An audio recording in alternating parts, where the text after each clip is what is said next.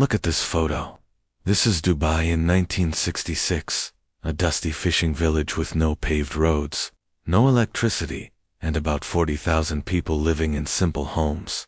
Now, look at this. The same place, today. Home to the tallest building on earth, the biggest mall, the busiest international airport, and the richest horse race. This isn't just growth. This is the wildest, most insane transformation in human history. And it all started with a gamble. How did a tiny patch of desert, with almost nothing, become the capital of the future? This is the story of how Dubai went from sand to skyscrapers in just 60 years. Our story begins way back in 1833. The desolate creek, a sliver of water in an endless desert, was claimed by 800 warriors of the Al Maktoum family. They saw potential where others saw only emptiness. For over a century, Dubai was a quiet hub for pearl diving and fishing. Life was harsh, dictated by the tides and the blistering sun. By the mid-20th century, it was little more than a ghost town on the global map. But one man, Sheikh Rashid bin Saeed Al Maktoum, had a vision that defied all logic. In the 1960s, before a single drop of oil was found, Sheikh Rashid knew that the world was changing. He saw the future of global trade and wanted Dubai to be at its center. He famously said, "My grandfather rode a camel. My father rode a camel. I drive a Mercedes. My son drives a Land Rover. His son will drive a Land Rover, but his son will ride a camel." He understood that relying on old ways was a death sentence. So, in 1966, with no oil money to his name, he took a massive risk. He borrowed millions of dollars to dredge the Dubai Creek, making it deep enough for large trading ships. His advisors called him crazy. They said, "Where will the ships come from?" He simply replied, "Build it, and they will come." He was right. The port transformed Dubai into a bustling trading hub. Then, just as the project was finishing, something happened that changed everything. They struck oil. It was 1966. Black gold. But here's where Dubai's story takes a sharp turn from other oil-rich nations. Instead of just cashing checks and building palaces, Sheikh Rashid funneled every single dollar of oil revenue into infrastructure. Roads, a modern airport, hospitals, schools. He wasn't just spending money.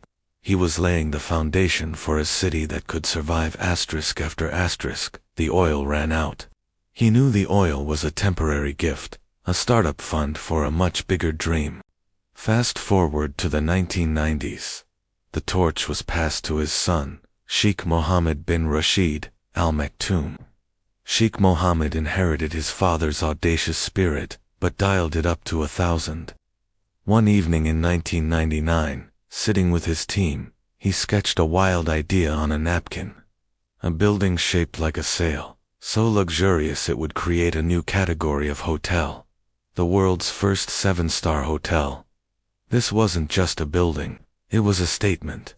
The Burj Al Arab was built on an artificial island, a symbol that Dubai could create land from the sea and luxury from pure imagination. It was pure audacity, a marketing masterpiece that put Dubai on the global luxury map. With that, the floodgates opened. Sheikh Mohammed unveiled Vision 2010, a plan to make Dubai a global center for finance, tourism, and logistics. He launched Emirates Airlines with just 2 leased planes, challenging the giants of aviation. He declared a tax-free zone, attracting the world's biggest companies. He announced projects that seemed impossible, a palm-shaped island you could see from space, and an archipelago shaped like the world map. Then, disaster struck. In 2008, the global financial crisis hit, and it hit Dubai hard. The real estate bubble burst. Cranes stood still. Projects were abandoned. The world's media wrote Dubai's obituary, calling it a playground built on debt, a fantasy that had finally collapsed. The city was on the brink of bankruptcy, but they had a powerful friend. Abu Dhabi, their neighboring emirate, stepped in with a $10 billion bailout. In a gesture of gratitude and humility, Dubai's Burj Dubai was renamed the Burj Khalifa upon its opening in 2010 in honor of the UAE's president. Many cities would have retreated after a shock like that. They would have played it safe. Not Dubai. Incredibly, the city didn't just recover, it came back 10 times stronger. Within 7 years, the property market roared back to life. Tourism shattered all previous records, and construction started again with a vengeance. The crisis taught them a valuable lesson: diversify even further. They doubled down on technology, innovation, and becoming a safe haven for global capital. Then came the 2020 pandemic. As the world shut down, Dubai saw an opportunity.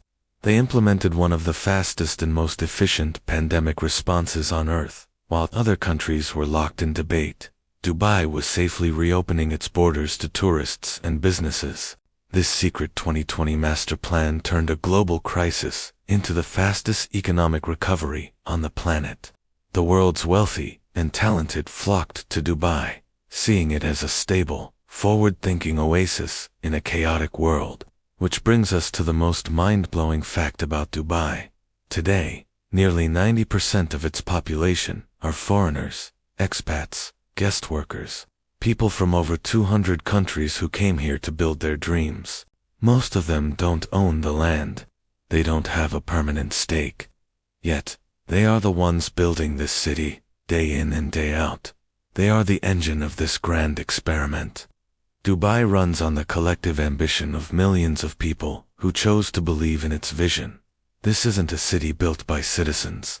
It's a city built by dreamers. From the Palm Islands and the World Islands to the new floating city projects already under construction for 2025, Dubai continues to defy reality. It's a place that's constantly asking, what's next? And then building it before anyone else can. This entire city is the greatest gamble in history, and it keeps winning against all odds. Why? Because Dubai didn't wait for permission. It built the future while the world was busy talking. This spirit reminds me of the original Bedouin tribes who saw a future in an empty creek. Today, there's a new tribe emerging, the Johina tribe. They are the 2025 version of those who turn sand into gold. They are audacious builders, risk-takers, and visionaries who want to create tomorrow, today. If you read the kind of person who looks at an empty plot of land and sees a skyscraper. If you build where others only see sand, then your crew has just landed. The Johina tribe is looking for people like you. We are the architects of the next Dubai, wherever that may be. We pool our resources, buy the plots, fund the towers, and own the future together.